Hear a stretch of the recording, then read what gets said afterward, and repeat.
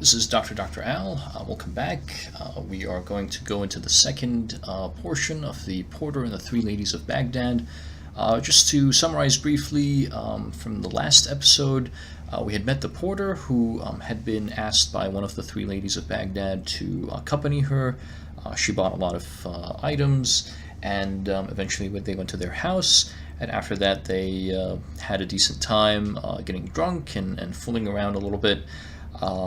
There was they had all gotten naked at some point, and were sort of laughing and teasing each other and having a great time of it.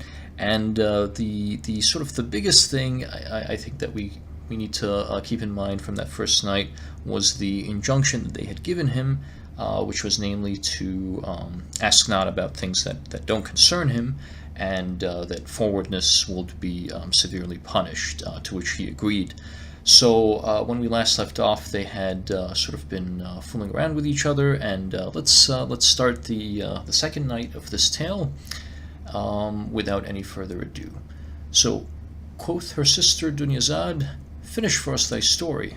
And she answered with joy and goodly gree, "It hath reached me, O auspicious king, that the damsel stinted not, saying to the porter, Thy prickle, thy pintle, thy pizzle, and he ceased not kissing and biting and hugging until his heart was satisfied, and they laughed on till they could no more. At last one said, O our brother, what then is it called? Quoth he, Know ye not? Quoth they, No. Its veritable name, said he, is mule, burstall, which browseth on the basil of the bridges, and muncheth the husked sesame, and nighteth in the khan of Abu Mansur. Then laughed they till they fell on their backs, and returned to their carousal, and ceased not to be after this fashion till night began to fall. Thereupon they said to the porter, Bismillah, our master, up and on with those sorry old shoes of thine, and turn thy face, and show us the breadth of thy shoulders. Said he, By Allah, to part with my soul would be easier for me than departing from you. Come, let us join night today, and tomorrow morning we will each wend our own way. By life on you, said the procuratrix, suffer him to tarry with us, that we may laugh at him. We may live out our lives, and never meet with his like, for surely he is a right merry rogue and a witty. So they said, Thou must not remain with us this night, save on condition that thou submit to our commands, and that whatso thou seest, thou ask no questions thereanent, nor inquire of its cause. All right, rejoined he, and they said, Go read the writing over the door. So he rose and went to the entrance, and there found written in letters of gold wash, Whoso speaketh of what concerneth him not, shall hear what pleaseth him not. The porter said, Be ye witnesses against me, that I will not speak on whatso concerneth me not.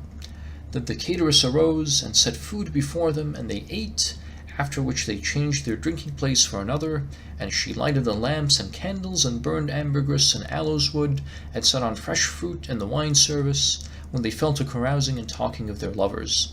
And they ceased not to eat and drink and chat, nibbling dry fruits and laughing and playing tricks for the space of a full hour, when lo! A knock was heard at the gate.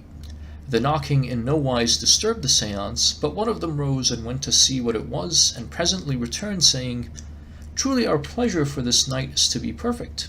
How is that? Asked they, and she answered, At the gate be 3 Persian calendars, with their beards and heads and eyebrows shaven, and all 3 blind of the left eye, which is surely a strange chance.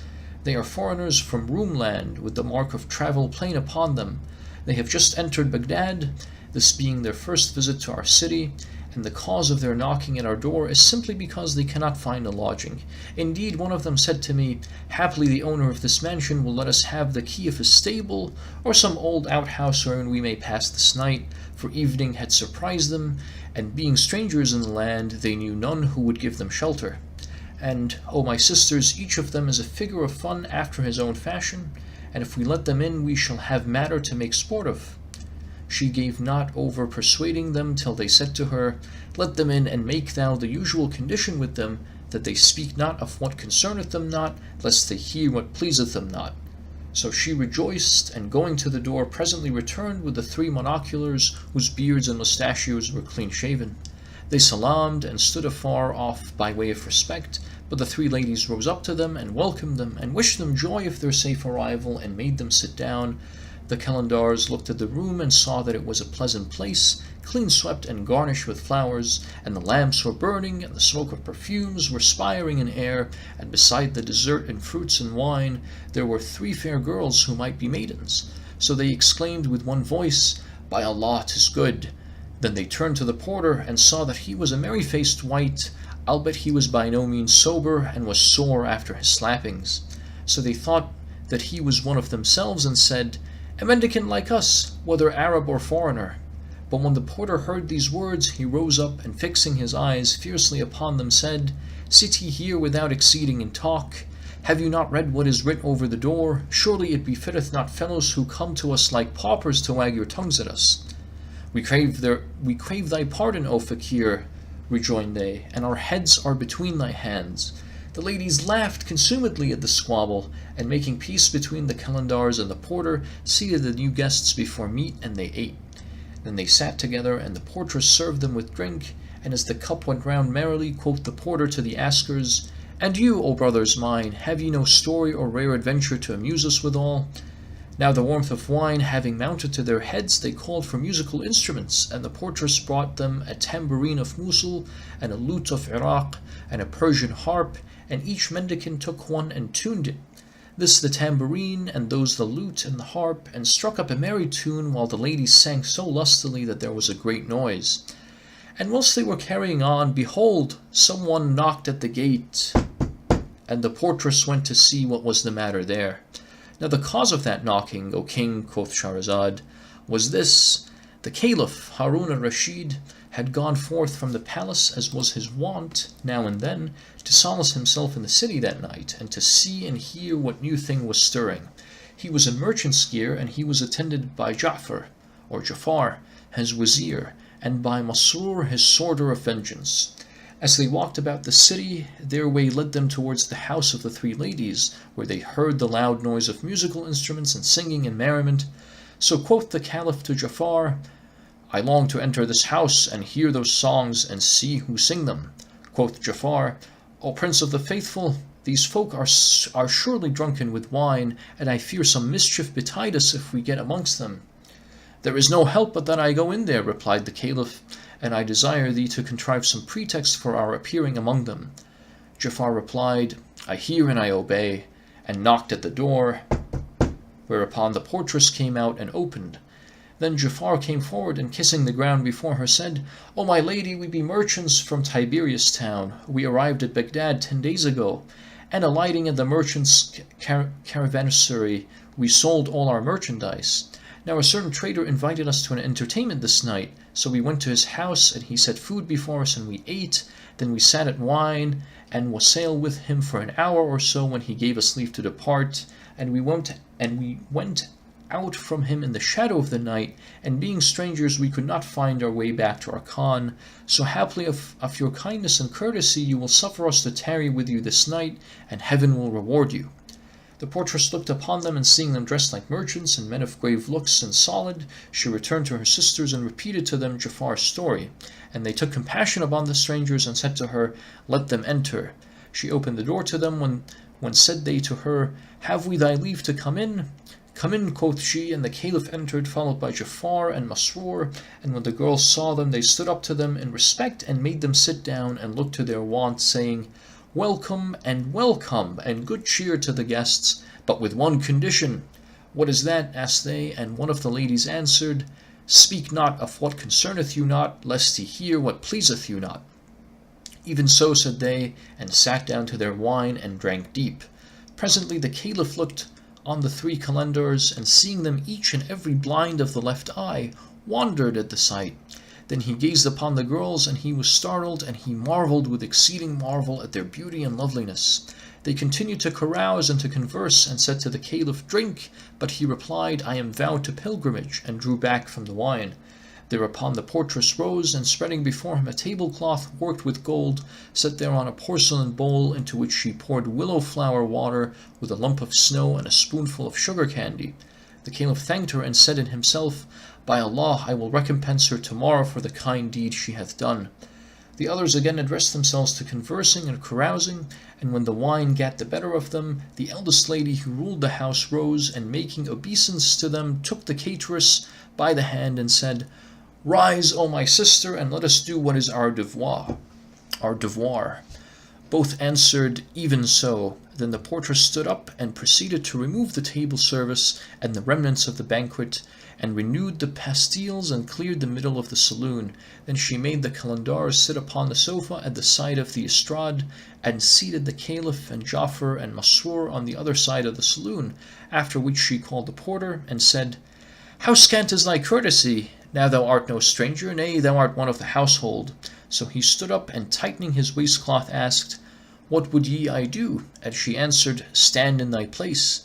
Then the procuratrix rose and set in the midst of the saloon a low chair, and opening a closet, cried to the porter, "Come help me." So he went to help her, and saw two black bitches with chains round their necks, and she said to him, "Take hold of them." And he took them and led them into the middle of the saloon. Then the lady of the house arose and tucked up her sleeves above her wrists, and seizing a scourge, said to the porter, "Bring forward one of the bitches." He brought her forward, dragging her by the chain, while the bitch wept and shook her head at the lady, who, however, came down upon her with blows on the sconce. And the bitch howled, and the lady ceased not beating her till her forearm failed her. Then casting the scourge from her hand, she pressed the bitch to her bosom, and wiping away her tears with her hands, kissed her head. Then said she to the porter, "Take her away and bring the second." And when he brought her, she did with her as she had done with the first. Now the heart of the Caliph was touched at these cruel doings, his chest straightened, and he lost all patience in his desire to know why the two bitches were so beaten. He threw a wink at Ja'far, wishing him to ask, but the minister, turning towards him, said by signs, "Be silent." Then quoth the portress to the mistress of the house, "O my lady, arise and go to thy place, that I in turn may do my devoir." She answered, "Even so," and taking her seat upon the couch of juniper wood, projetted with gold and silver, said to the portress and cateress, "Now do ye what ye have to do." Thereupon the portress sat upon a low seat by the couch side, but the procuratrix, entering a closet, brought out of it a bag of satin with green fringes and 2 tassels of gold. She stood up before the lady of the house, and shaking the bag, drew out from it a lute, which she tuned by tightening its pegs, and when it was in perfect order, she began to sing these quatrains. Ye are the wish, the aim of me, and when, no love, thy sight I see, the heavenly mansion openeth, but hell I see when lost thy sight. From thee comes madness, nor the less, comes highest joy, comes ecstasy, nor in my love for thee I fear, or shame and blame, or hate and spite. When love was thrown with my heart, I rent the veil of modesty, and stints not love to rent that veil, garring disgrace on grace to alight. The robe of sickness then I donned, but rent to rags was secrecy. Wherefore my love and longing heart proclaim your high supremest might. The teardrop railing adown my cheek telleth my tale of ignominy, and all the head was seen by all, and all my riddle read aright. Heal them then, my malady, for thou art malady and remedy. But she whose cure is in thy hand shall ne'er be free of bane and blight. Burn me those eyne that radiance rain, slay me the swords of fantasy. How many hath the sword of love laid low their high degree despite? Yet will I never cease to pine, nor to oblivion will I flee. Love is my health, my faith, my joy, public and private, wrong or right. O happy eyes that sight thy charms, that gaze upon thee at their gree. Yea, if my purest wish and will, the slave of love I'll aye be hight. When the damsel heard this elegy in quatrains, she cried out, "Alas, alas!" and rent her raiment, and fell to the ground fainting. And the Caliph saw scars of the palm rod on her back, and welts of the whip, and marvelled with exceeding wonder. Then the portress arose and sprinkled water on her, and brought her a fresh and very fine dress, and put it on her. But when the company beheld these doings, their minds were troubled, for they had no inkling of the case, nor knew the story thereof. So the Caliph said to Ja'far, "Didst thou not see the scars upon the damsel's body? I cannot keep silence or be at rest till I learn the truth of her condition, and the story of this other maiden, and the secret of the two black bitches. But Ja'afar answered, O our Lord, they made it a condition with us that we speak not of what concerneth us not, lest we come to hear what pleaseth us not. Then said the portress, By Allah, O my sister, come to me and complete the service for me. Replied the procuratrix, with joy and good degree. So she took the lute and leaned it against her breasts, and swept the strings with her fingertips, and began singing, Give back mine eyes their sleep long ravished, and say me whither be my reason fled. I learnt that lending to thy love a place, sleep to mine eyelids mortal foe was made. They said, We held thee righteous, who waylaid thy soul? Go ask his glorious eyes, I said. I pardon all my blood he pleased to spill, owning his troubles drove him blood to shed. On my mind's mirror sun-like sheen he cast, whose keen reflection fire in vitals bred. Waters of life, let Allah waste at will, suffice my wage those lips of dewy red. And thou address my love, thou'lt find a cause for plaint and tears, or ruth, or lust. In water pure his form shall greet your eyne, when fails the bowl, nor need ye drink of wine. Then she quoted from the same ode, I drank but the draught of his glance, not wine, and his swaying gait swayed to sleep these eyne. 'Twas not grape juice gripped me, but grasp of past. 'Twas not bowl or bold me, but gifts divine. His coiling curlets my soul innetted, and his cruel will all my wits outwitted. After a pause she resumed, If we plain of absence, what shall we say? Or if pain afflict us, where wend our way? And I hire a truchman to tell my tale, the lover's plaint is not told for pay. If I put on patience a lover's life, after loss of love will not last a day. Naught has left me but now, but regret repine, and tears flooding cheeks for ever and aye. O thou, who the babes of these eyes hast fled, thou art homed in heart that shall never stray. Would heaven I wot hast thou kept our pact, long as stream shall flow to have firmest fay, or hast forgotten the weeping slave, whom groans afflict and whom griefs waylay. Ah, when severance ends and we side by side couch, I'll blame thy rigours and chide thy pride.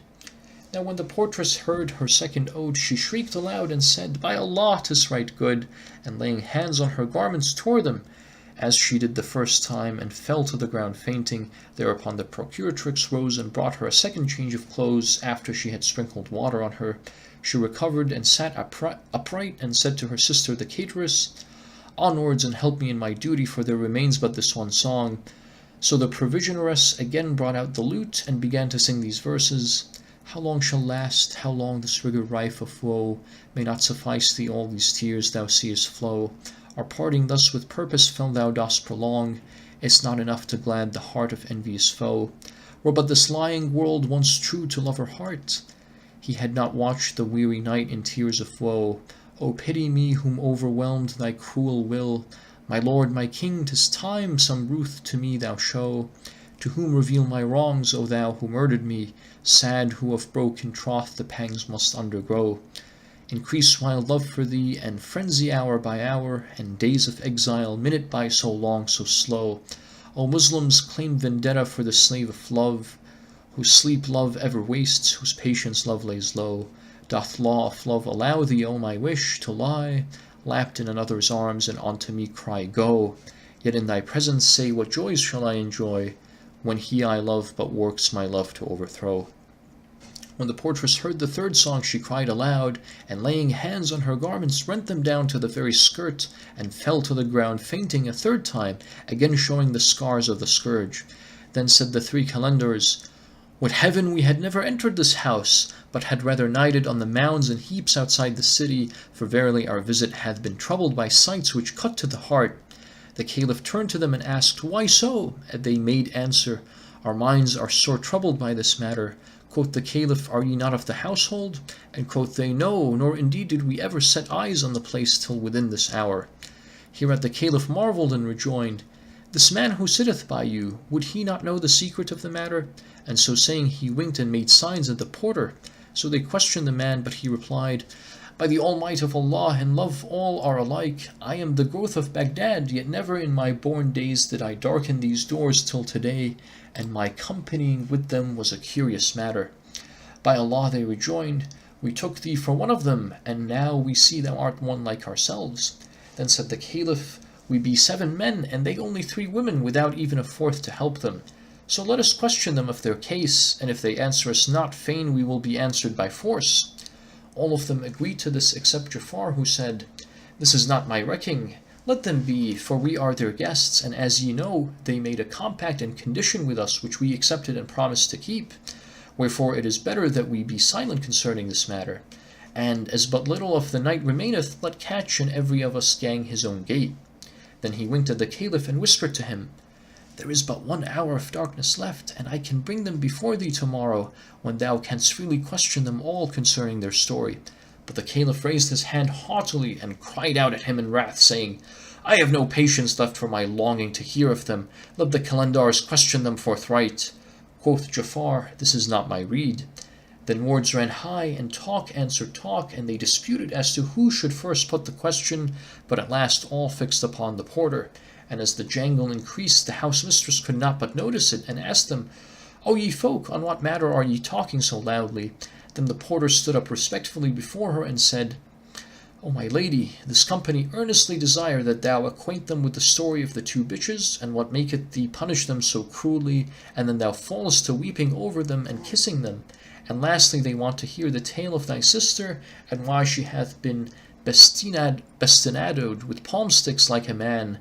These are the questions they charge me to put, and peace be with thee. Thereupon quoth she, who was the lady of the house, to the guests, Is this true that he saith on your part? And all replied, Yes, save Jafar, who kept silence. When she heard these words, she cried, By Allah, ye have wronged us, O our guests, with grievous wronging. For when you came before us, we made compact and condition with you, that whoso should speak of what concerneth him not should hear what pleaseth him not. Sufficeth ye not that we took you into our house and fed you with our best food, but the fault is not so much yours as hers who let you in. Then she tucked up her sleeves from her wrists and struck the floor thrice with her hand, crying, Come ye quickly, and lo, a closet door opened, and out of it came 7 Negro slaves with drawn swords in hand, to whom she said, Pinion me those parters' elbows, and bind them each to each. They did her bidding, and asked her, O veiled and virtuous, is it thy high command that we strike off their heads? But she answered, Leave them a while, that I question them of their condition before their necks feel the sword. By Allah, O my lady, cried the porter, slay me not for others' sin. All these men offended and deserve the penalty of crime save myself. Now by Allah, our night had been charming, had we escaped the mortification of those monocular Calendars, whose entrance into a populous city would convert it into a howling wilderness. Then he repeated these verses, How fair is Ruth, the strong man deigns not smother, at fairest fair when shown to weakest brother. By love's own holy tie between us twain, let one not suffer for the sin of other. When the porter ended his verse, the lady laughed, and Shahrazad perceived the dawn of day, and ceased to say her permitted stay. So, just to wrap up this night, quite a bit more of the plot is advanced. At the beginning of the story, we have the porter who's having a great time with these ladies. In the second night, we see these Calendars. I tried to research this term. I'm not exactly sure what it means, but I think it means sort of like holy men or mendicants, or people who are probably have taken a vow of poverty or just poor themselves. So they dress in a certain way. And so these 3 Calendars, who are all happen to be blinded in one eye, in the left eye, I believe, end up knocking on the door and requesting to stay the night because they have no shelter for that night. And they're kindly let in by the 3 sisters, the 3 ladies of Baghdad, on the one condition, however, that they not ask about things that don't concern them. And they have a great time, and they end up singing and making a great bit of noise, which at that time in Baghdad was a scandalous thing to do. You're not supposed to have a loud noise, and in fact, I think Sir Burton in one of the footnotes says that it's the duty, or it would be well within the rights of other people who heard the commotion to enter the house and put a stop to it. And in any case, it turns out that just by chance, the caliph, who is basically both the religious and the political leader of the Islamic Empire at the time, as well as his chief advisor and his executioner, were dressed in merchant's garb. Sounds like the caliph likes to, visit his city disguised to see what's going on. And they hear the noise, and he asks Jafar, his advisor, to create some pretext to enter the house. They enter the house, and again, they're welcomed very kindly by the three ladies, on the one condition that they don't ask about things that don't concern them. And things seem to be going well. Everyone is having a great time until the night becomes quite advanced, and then we see some very strange incidents. The first is the female dogs being beaten repeatedly, and very viciously. But at the end of the beating, the lady who does it sort of comes down and tries to comfort the dog, and then she brings in the second female dog, does the same to it, beats it, and these people are, they're shocked by these cruel undertakings, but they know that they're not supposed to ask about things that don't concern them, and they're guests in this house, that they've made this agreement that they, shouldn't really ask about things that don't concern them. So they stay silent. And then the other fascinating thing that happens is the woman who basically asks her sister to sing these sad songs. I think in the first one I was sort of singing it or reading it in a pleasant way, but I think all the songs are supposed to be sad. And at the end of each one of the three songs, she starts, taking off her dress, ripping it off, in fact, and falling to the ground and fainting. And this is repeated for after each of the three songs, and that too is very shocking. And all of the people who are assembled, who are not of the household, are wondering not only why does she go down to the ground and rip off her clothes, but they also see the scars that are on her back, and are very concerned. What's going on? How is this happening? What's the meaning of this? And the caliph, as you might expect, a man who is essentially the emperor, the political and religious leader, who has all of these people who answer to him, he just can't take it anymore, and he wants to know what the heck is going on. And his advisor is probably the wisest of the bunch. He tells him, listen, we made this promise that we're not supposed to ask what's going on. Why don't we wait till the morning? You'll go back to the palace, and then I can summon them. Since you're the leader, I can just summon them over to your palace, and then you can ask them whatever you want at your leisure.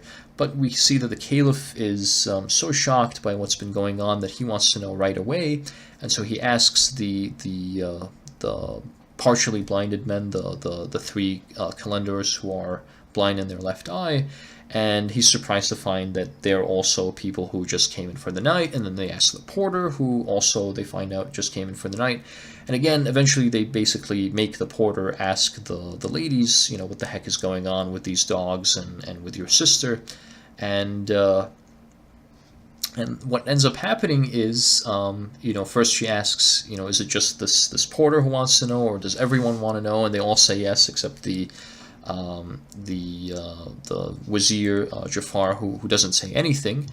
And then after saying this, sort of the tables turn. She knocks on the ground, and a bunch of their slaves or servants come up who are armed, and basically arrest the company, and they're about to execute them. But the lady of the house says, let me ask them, what's about their stories before we put them to death.